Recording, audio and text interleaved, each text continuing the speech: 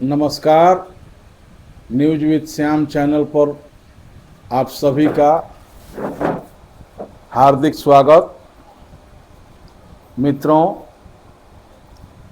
जैसा कि हम लोगों ने सोचा था, सुना था और आकलन भी लगा रहा था, जो कि आज पूरे शाहाबाद और मगध रेंज के लिए सबसे बड़ी सुर्खियां बनी हुई हैं, वो समाचार पवन सिंह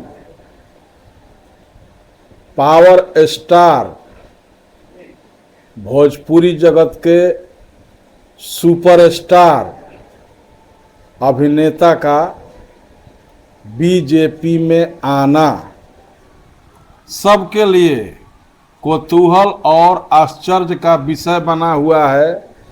जबकि आकलन करने वाले लोकसभा चुनाव के बाद से ही पवन सिंह जी के द्वारा एक भी शब्द बीजेपी या किसी भी दल के खिलाफ नहीं बोलना,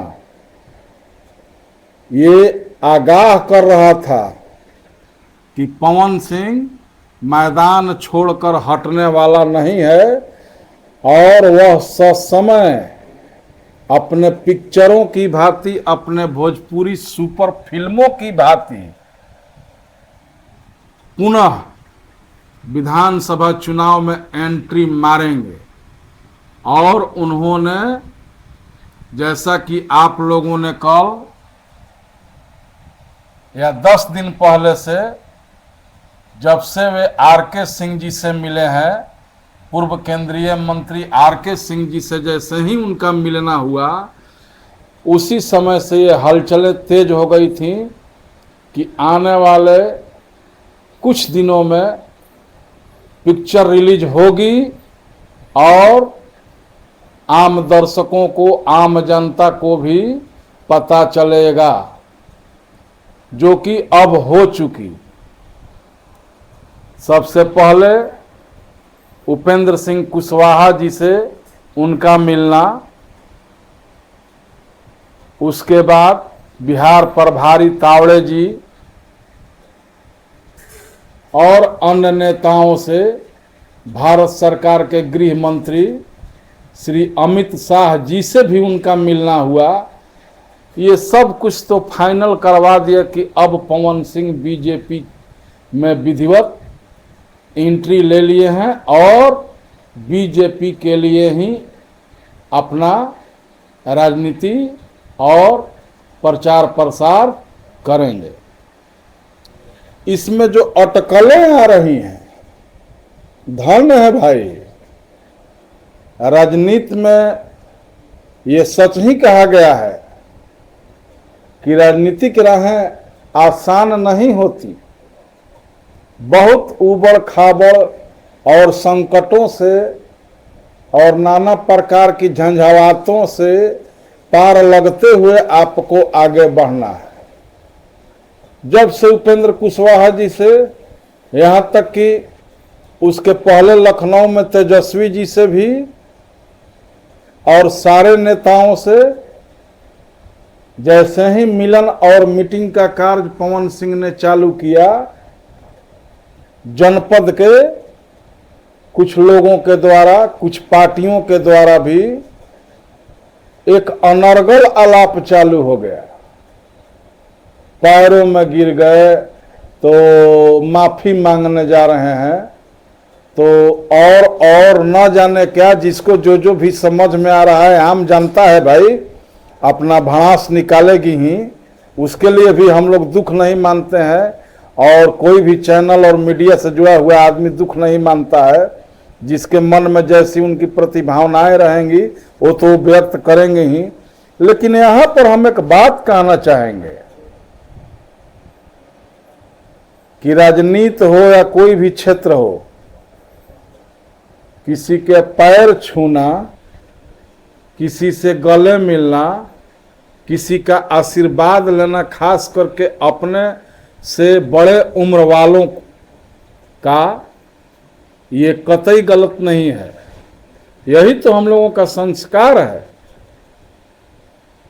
और इसी संस्कार के बलबूते ही हम लोग जो भी जहाँ है वो आगे बढ़ता है या उसकी समाज में पहचान होती है।